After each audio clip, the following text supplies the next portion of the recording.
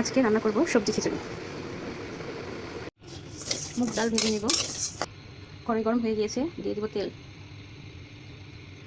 দিয়ে দেব গরম মশলা, কাঁচা জিরা হালকা করে ভেজে নেব, দিয়ে দেবো পেঁয়াজ। পেঁয়াজ ভাজা হয়ে গেছে, আদা বাটা রসুন বাটা দিয়ে কষিয়ে নেব, দিয়ে দেবো জল, কষিয়ে নেব, দিয়ে দেবো পরিমাণ মতো লবণ, সামান্য পরিমাণে হলুদ, মরিচের গুঁড়ো দিয়ে ভালোভাবে কষিয়ে নেব।